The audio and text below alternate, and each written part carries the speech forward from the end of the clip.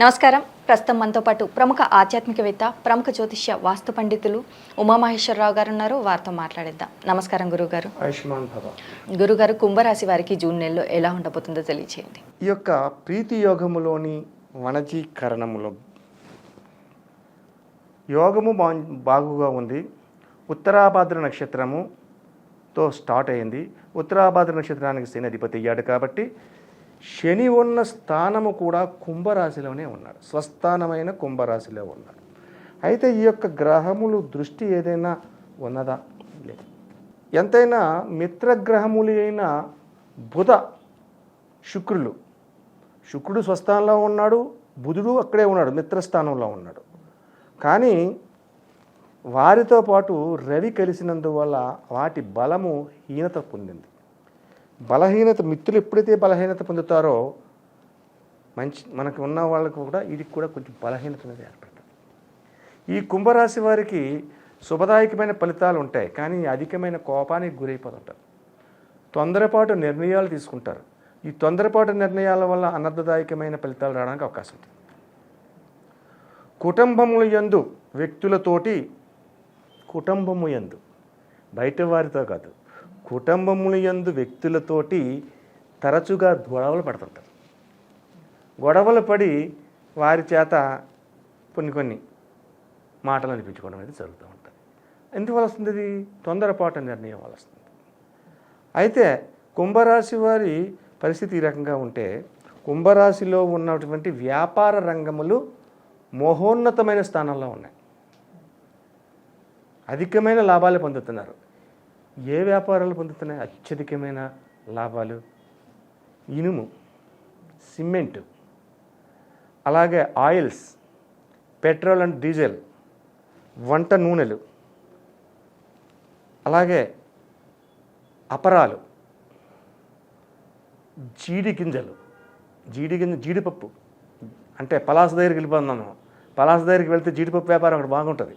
ఈ కుంభరాశి వారు జీడిపప్పు వ్యాపారం చేస్తే రూపాయి పెడితే 100 రూపాయల లాభం పొందే యోగదాయకమైన పరిస్థితి వస్తుంది. అటువంటి విధంగా వ్యాపార రంగంలో యోగదాయకమైన పరిస్థితి ఉన్నారు. ఇక ఉద్యోగ రంగంలో ఉన్నవారు కుంభరాశి గురించి చెప్పుకోలేవు. కుంభరాశి యోగదాయకమైన ఫలితాలు ఉన్నాయి, ఆపదాయకమైన ఫలితాలు కాదు. ఉద్యోగ రంగంలో చేసేవారికి కూడా శుభదాయకమైన ఫలితాలు పొందడంతో పాటు లాభాలను ఆర్జిస్తున్నారు. అంటే ఏ రకమైన లాభాలు? ఉద్యోగస్తుల లాభాలేంటి అంటే లంచం పుచ్చుకుంటున్నారా? అది మనం అనుకోకూడదు. అంటే ఆఫీసర్స్ అంత పైన ఉన్న అధికారులు, అబ్బాయి నువ్వు బాగా చేసేవారు ఈ పనికి, నీ జీతంతో పాటు అదే కాకుండా ఇదిగో ఇది దగ్గర నుంచి అని ఒక గిఫ్ట్, ఏదో గిఫ్ట్, అది గోల్డ్ అవ్వచ్చు, లేదా క్యాష్ అవ్వచ్చు, ఏదైనా అవ్వచ్చు. అటువంటి శుభదాయకమైన ఫలితాలు ఈ కుంభరాశిలోని ఉద్యోగదాయకులకు ఉన్నది. అయితే విద్యార్థులకు ఇందులో ఫలితం యోగదాయకమే వాళ్ళకే. ఈ యొక్క సంవత్సరం అంతా కూడా ఏ రాశి వారిలో ఉన్న విద్యార్థులైనా శుభదాయకమైన ఫలితాలు పొందుతున్నారు. కాబట్టి వారి గురించి ఇక ముఖ్యంగా చెప్పుకోవాలని ఉన్నారు ప్రేమకులు. ప్రేమ విధానం గురించి నేనైతే ఎక్కువగా చెప్పను, కానీ ఇక్కడ చెప్పవలసి వచ్చింది. విధానం, ప్రేమ విధానం అంటే శని కళ్యాణకారకుడు, శని ఆయుష్కారకుడు. శని అనగానే భయపడిపోతారు అందరూ కాదు, చాలా శుభదాయకమైన ఫలితాలు పొందుతున్నారు. ఇచ్చేవాడు శని. ఈ ప్రేమ విధానంలో, ప్రేమించి ఉన్నవారి విధానంలో వీళ్ళకి శుభదాయకమైన ఫలితాలు శని భగవానుడి ద్వారా వస్తున్నాయి. కాబట్టి ప్రేమ ఫలిస్తుంది, ప్రేమ వివాహాలు జరుగుతాయి. అలాగన్నాను కదా అని చెప్పేసి పెద్దలు చెప్పకుండా మీ స్వనిర్ణయం తీసుకుని మీ యొక్క సొంత నిర్ణయంతో వివాహాలు చేసుకోకండి. అదైనా సరే పెద్దలు చెప్పాలి. పెద్దవారి ఆశీస్సులు ముఖ్యం. అటువంటి శుభదాయకమైన ఫలితాలు పొందుతున్నారు. అలాగే ప్రతి విషయంలోని కూడా ముందంజకి వేయడానికే ప్రయత్నం చేస్తున్నారు వీళ్ళు. వెనకడుగు వేయట్లేదు. ఎదరికి వెళ్దాం, సాధిద్దాం, శోధిద్దాం, తెలుసుకుందాం అనే విధానంగా వెళ్ళి అది సాధించి విజయాన్ని ఈ కుంభరాశి వారు పొందుతున్నారు. అయితే మొదటి 10 దినములు 1వ తారీఖు ఉత్తరాభాద్ర నక్షత్రముతో స్టార్ట్ అయింది కాబట్టి, శని నక్షత్రంతో స్టార్ట్ అయింది కాబట్టి మొదటి 10 రోజులు కూడా తొత్తురుపాటు నిర్ణయాలు తీసుకోకండి, తొందరపాటు నిర్ణయాలు తీసుకోకండి, ఆచితూచి మాట్లాడండి, వ్యవహార శైలి యందు దృష్టి పెట్టండి. తదుపరి 10వ తారీఖు నుంచి 30వ తారీఖు వరకు కూడా శుభదాయకమైన ఫలితాలని ఆశించకపోయినా మీకు వచ్చేది అదే, శుభ ఫలితాలు మాత్రమే సంప్రాప్తమవుతున్నాయి. కాబట్టి చిన్న చిన్న విషయాల దగ్గర కూడా ఎక్కువగా తొందరపడకుండా విజ్ఞతతో ఆలోచనతోటి ఎదురుకి వెళ్ళాలి. రాజకీయ నాయకులకు ఎలా ఉంది? రాజకీయ నాయకులు ఈ యొక్క కుంభరాశిలో ఉన్న వారికి స్పష్టత కలిగిన మాటల కన్నా, రాజకీయ నాయకుల గురించి చెప్పండి భయపడుతున్నాను నేను, ఎందుకంటే అబద్ధాలు ఎక్కువ చెప్తారు వీళ్ళు. రాజకీయ నాయకులు అబద్ధాలు ఎక్కువ చెప్తారు. చెప్పిన మాటని 100% నెరవేర్చేస్తున్నాము, మేము మా యొక్క పాలనలో ఇలా జరిగింది, మేము ఇన్ని అభివృద్ధి కార్యక్రమాలు చేస్తున్నాం, మేము అది చేసాం అని చెప్పేస్తారు. కానీ ఏది చెయ్యరు వీళ్ళు. ఈ రాజకీయంలో ఉన్నవారికి మాటలతోటి గారడి చేస్తున్నారు, కానీ అది ప్రజల దశలోకి వెళ్ళిన తర్వాత ఇబ్బందికరమైన స్థితులు కుంభరాశి వారు మొదటి 10 రోజులు పొందుతారు. 1వ తారీఖు నుంచి 10వ తారీఖు వరకు కూడా రాజకీయ నాయకులు చెప్పే మాటలకు విలువలు ఉండవు, ఎక్కడా కూడా లాభించరు.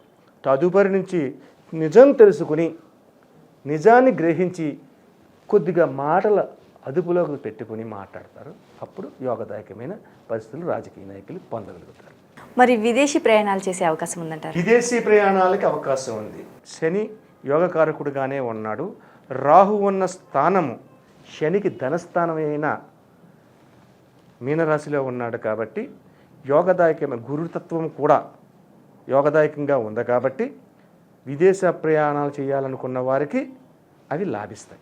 మరి ఆరోగ్యపరంగా ఎలా ఉండబోతుంది అంటారు? కుంభరాశి వారికి అన్ని రంగాలుగా బాగుంది. ప్రతి విషయంలోనే బాగుంది. ఆరోగ్య వారిలోని అన్నీ బాగున్నప్పుడు అనారోగ్యం దగ్గరికి రాదు. ఎందుకు వస్తుంది? సంతోషకరమైన పరిస్థితులు పొందుతున్నప్పుడు అనారోగ్యం అనేది ఎందుకు వస్తుంది? మొదటి 10 దినములు కుటుంబములో కలతలతో ఉన్న పరిస్థితులు ఏర్పడుతున్నాయి అంతే. ఆ యొక్క కలతల వల్ల అంటే కుటుంబ సభ్యులు కొట్టుకోవడమో బయట వారితో కాదు, అటువంటి విధానం ఉంటుంది. ఈ కుంభరాశి వారికి ముఖ్యంగా చెప్పవలసిన విషయం, నరఘోష విధానం ఎక్కువగా ఉంది ఈ మాసం యందు. నరఘోష నరని దృష్టికి నల్లరాయిన బదులైపోతుంది. అటువంటి నరఘోష విధానంలో చిక్కుకుని ఉన్నారు వీళ్ళు. నరఘోష విధానాన్ని పోవాలంటే ఏం చెయ్యాలి? పరిహారం నేను చెప్పేది నరఘోష ఒక్కదానికే చెప్తున్నాను, మొత్తం అంతా చెప్పట్లేదు. నరఘోష విధానం పోవాలంటే చేయవలసినది ఏంటంటే, ఒక ఆలయానికి వెళ్ళండి. ఏదైనా ఏ వారం వెళ్ళాలి, ఏ రోజు వెళ్ళాలి అనేది ఒక మంచి తిథి చూసుకోండి. ఏంటి దశమి, ఏకాదశి, పంచమి, సప్తమి, ఇటువంటి తిథుల్లో శివాలయానికి వెళ్ళండి. శివాలయంలో శివుడిని దర్శనం చేసుకోండి. సాయం సంధ్యా సమయం, ఉదయకాలం కాదు, సాయం సంధ్యా సమయంలో వెళ్ళండి, శివుని దర్శనం చేసుకోండి. అక్కడ శుభ్రంగా ఒక అష్టదళ పద్మం పెద్దదిగా వేయండి, పిండితోటి శుభ్రం చేసి. అష్టదళ పద్మంలో 8 రేఖలు వస్తాయి. అష్టదిక్కులు వచ్చాయి. అష్టదిక్కులకి ఒక్కొక్క ప్రమిద పెట్టండి. అందులో ఒక్కొక్క ప్రమిద పెట్టి ప్రమిదకి 2 ఒత్తులు వేయండి. 2 ఒత్తులు వేసిన తర్వాత అందులో వేయవలసిన చమురు, విప్ప నూనె, ఆవు నెయ్యి, కొబ్బరి నూనె, ఈ 3 ఈ 9 చుట్టూ పెట్టారు కదా. పెట్టిన తర్వాత మధ్యలోని ఒక పెద్ద ప్రమిద పెట్టండి. ఈ చిన్న ప్రమిదలు పెట్టారు, దానికన్నా కొంచెం సైజు పెంచిన ప్రమిద పెట్టండి. అందులోని ఒక పువ్వొత్తి వేయండి, మధ్యలో పైకి వస్తుంది. చుట్టూ 5 ఒత్తులు వేయండి. అక్కడికి ఎన్ని ఒత్తులు? 8 రెళ్ళు 16, 6 22. 22 కలిపితే 4. సంఖ్య ఎవరిది? రాహుది. 4 సంఖ్య రాహుది. 4 సంఖ్య రాహుది అయితే శనివర్తు రాహు అన్నారు. కాబట్టి ఇది ఎప్పుడైతే అలా వెలిగించి పూజా కార్యక్రమాన్ని మీకు వచ్చినట్టుగా చేసుకోండి, ఏమీ అక్కర్లేదు, నమస్కరించుకోండి. నరఘోష 9 దిక్కుల నుంచి వస్తున్న, అష్టదిక్కుల నుంచి వస్తున్న దోష పరిహారానికి చేయాలి. నైవేద్యం పెట్టాలి. అక్కడ ఏ నైవేద్యం పెట్టాలి? ఎండి ద్రాక్ష పళ్ళు నైవేద్యం పెట్టండి. ఎండి ద్రాక్ష పళ్ళు ఉంటాయి, లేదా ఖర్జూరాలు పెట్టండి. ఎండి ఖర్జూరం నైవేద్యం పెట్టండి. అది దీపాన్ని చూపించండి. నమస్కరించుకోండి. లేవండి, లేచి 9 ప్రదక్షిణలు చేయండి దాని చుట్టూ. నమస్కరించుకోండి. అక్కడికి ఆ కార్యక్రమం అయిపోయింది. వెంటనే మళ్ళీ శివాలయం దగ్గరికి వెళ్ళి మళ్ళీ శివుని దర్శించుకోవాలి. ఓ 10 నిమిషాలు కూర్చోండి. అక్కడ కూర్చుని శివమంత్రాన్ని జపించండి. శివాలయంలో శివుణ్ణి జపించండి. నరఘోష విధానం పోవాలి. అంటే ఈ యొక్క పరిహారం చేసినందువల్ల అది సమస్య పోతుంది.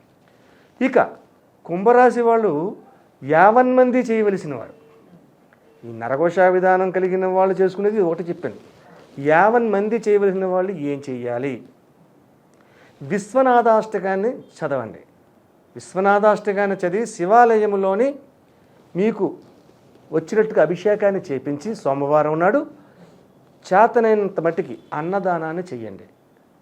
చేతనైనంత మట్టికి అన్నదానాన్ని చేస్తే ఈ యొక్క చిన్న చిన్న పరిష్కారాల్లో ఉన్నాయి పోతాయి.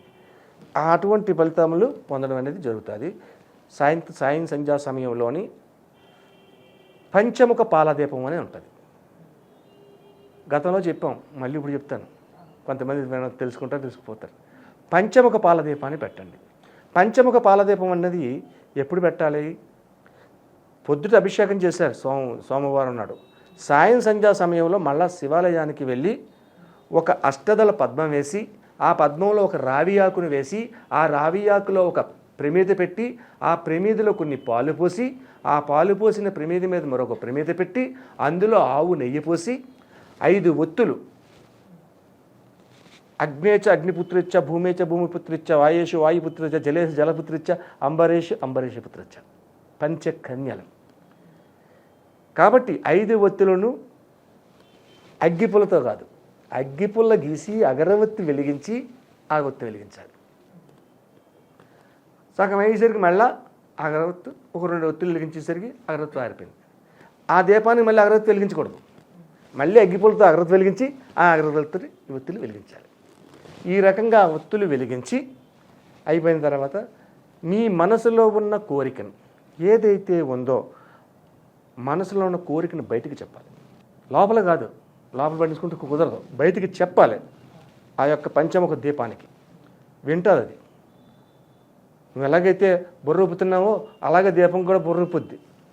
జాగ్రత్తగా గమనిస్తే వింటున్నాను సుమాని బయటికి చెప్పాలి. అలాగని చేసి మైక్లో చెప్పమని కాదు, మామూలుగా చెప్పండి. మనం అలా మాట్లాడుకుంటాం అలా మాట్లాడండి. అలాగే ఎప్పుడైతే చెప్తారో అయిపోయింది. తర్వాత నైవేద్యం పెట్టాలి. ఆ నైవేద్యం పెట్టాలంటే ఇక్కడ బెల్లం ముక్క నైవేద్యం పెట్టాలి, లేకపోతే పటికి బెల్లం పెట్టాలి. పటికి బెల్లం కానీ బెల్లం కానీ రెండైనా ఏదైనా ఒకటి నైవేద్యం పెట్టండి, సమర్పించండి. సమర్పించిన తర్వాత మరలా శివాలయంలోకి వెళ్ళి శివదర్శనం చేసుకోండి. శివదర్శనం చేసుకుని రిక్తహస్తములతో మీరు ఏం పట్టుకెళ్ళి మిగిలిపోయిందని చెప్పేసి పాలు మిగిలిపోయి ఇంటికి పట్టుకెళ్ళి కాఫీ కోసుకోవచ్చు అనుకోకూడదు. వదిలేయాలి. ఏది కూడా పట్టుకెళ్ళకూడదు. చేతులు ఖాళీ చేసి చేతులు దులుపుకొని ఇంటికి వచ్చేయాలి. ఇంటికి వచ్చిన తర్వాత శుభ్రంగా కాఫీ, టిఫిన్ లేకపోతే పాలు పళ్ళు ఇటువంటి తినాలి. అయిన తర్వాత కింద పడుకోవాలి. ఉదయం లేచిన తర్వాత మీ దినచర్య మామూలుగా. ఇటువంటి పరిహారం చేస్తే నరఘోషా విధానానికి ఈ రకమైన అష్టదిక్కులకు ప్రమిదలు పెట్టాము.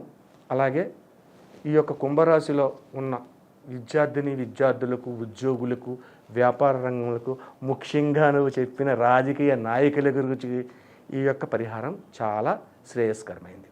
అది కుంభరాశి వారి. అలాగే గురుగారు, కుంభరాశి వారికి మరి జూన్ నెలలో ఎలా ఉండబోతుంది, అలాగే వారు పాటించాల్సిన పరిహారాలు ఏంటి అనేసి చాలా చక్కగా వివరించారు. ధన్యవాదాలు. ఆయుష్మాన్ భవ.